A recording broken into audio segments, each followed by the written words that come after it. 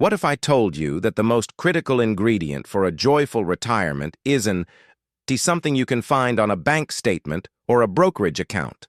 That after decades of focusing on the number, you might be missing the real blueprint for happiness in your golden years.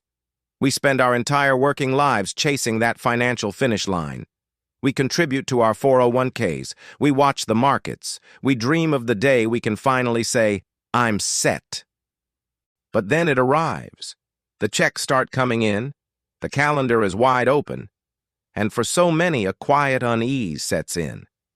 The question shifts from, "How will I afford to live?"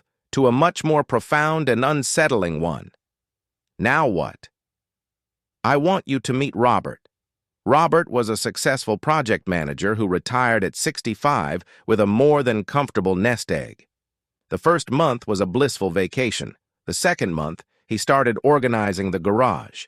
By the sixth month, he found himself spending hours in his favorite chair, not reading, not watching TV, just staring.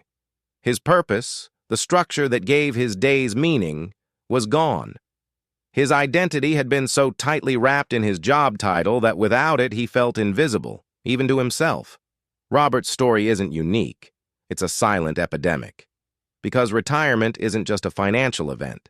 It's a psychological and social earthquake. And if you only prepared for the financial tremors, you're left completely exposed. The secret to a truly fulfilling retirement lies in building a holistic life, one that's rich in things money can't buy. Now you might be thinking, that sounds nice, but is there any real proof? Absolutely. A landmark study from MIT AgeLab found that while financial security is the entry ticket to retirement, it is what they call psychosocial wealth, your sense of purpose, your social connections, and your well-being that truly determines your quality of life. Source: The 4 Pillars of a Happy Retirement, MIT AgeLab. So, let's talk about building that psychosocial wealth. The first and most vital component is purpose. Work gives us goals, deadlines, a reason to get out of bed. When that disappears, we need a new why. This isn't about finding a new job, it's about finding a new mission. It could be mentoring young people in your field, volunteering at an animal shelter, mastering the art of sourdough to share with your grandchildren, or finally writing that novel. Your purpose is your personal engine. It's what gets you up in the morning with a spark of anticipation. And that sense of purpose is directly linked to your health. Researchers at the University of Michigan found that retirees with a strong sense of purpose had a significantly lower risk of death. Source: Association of Retirement Age with Mortality, University of Michigan. So, finding your why isn't just good for your soul, it's good for your body. But you can't live a purposeful life in a vacuum. This leads us to the second, and often most challenging, component: social fitness. In our careers, we are handed a built-in social network, colleagues, clients, the coffee machine chatter. Retirement often rips that away overnight. Loneliness isn't just a feeling, it's a health crisis. The U.S. Surgeon General has equated the mortality impact of loneliness to smoking 15 cigarettes a day. Source: Our Epidemic of Loneliness and Isolation, U.S. Surgeon General's Advisory. That's a staggering statistic. So, being socially fit means being intentional about building and maintaining connections. It's joining a book club, a hiking group, or a weekly chess match at the community center. It's making the effort to call an old friend instead of just liking their photo online. Your social circle is your lifeblood, and in retirement, you have to become its active, dedicated curator. Now, before we go any further, I want you to pause for a second and think, what is one small connection you could make this week? One old friend you could call? Because this stuff is too important to just listen to and forget. And if you're finding this helpful, if these ideas are resonating with you, then do me a favor and hit that subscribe button. It helps this channel grow and allows us to keep creating content that helps you build the retirement you truly deserve. Now, let's get back to it. Because purpose and people are powerful, but they need a vessel. That vessel is curiosity. Your brain needs a workout just as much as your body does. The "I am too old to learn new tricks" myth is one of the most damaging lies we can tell ourselves. Neuroplasticity, your brain's ability to form new connections, continues throughout our entire lives.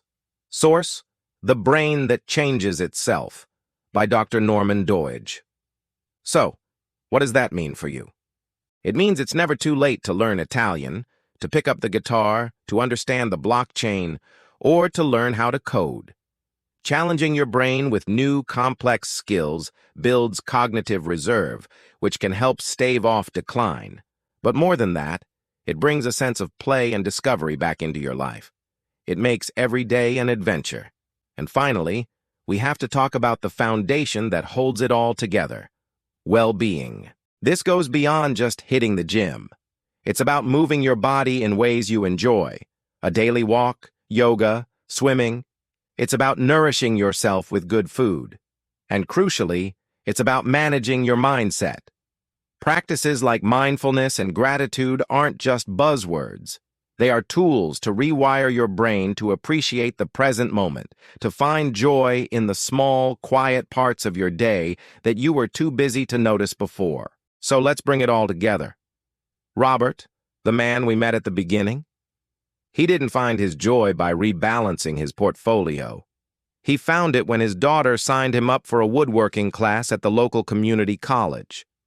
He was reluctant at first, but then he started building a birdhouse, then a small bookshelf for his granddaughter. He found his purpose in creating. In that class, he met a group of other retirees, and their post-class coffee became a weekly ritual. He built his social fitness. He was constantly learning new techniques and mastering new tools, feeding his curiosity. And the focused physical nature of the work became his meditation, his well-being. His financial plan gave him the freedom to retire. But his life plan, his focus on purpose, connection, curiosity, and well-being, gave him a reason to. Your assignment starting today is to stop asking, "Am I saving enough?" and start asking, "Am I living enough?"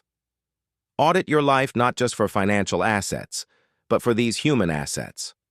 What's one thing you can do this week to invest in your purpose, your social circle, your curiosity, or your well-being? If this conversation sparked something in you, if it made you think about your own future a little differently, then I'd be so grateful if you to share this video with one friend who you think needs to hear it. And of course, subscribe to the channel for more insights on crafting a life rich with meaning at any age. Because the goal isn't just to retire from something. The goal is to retire to something. A life that isn't just comfortable, but is truly deeply joyful. Now go build it.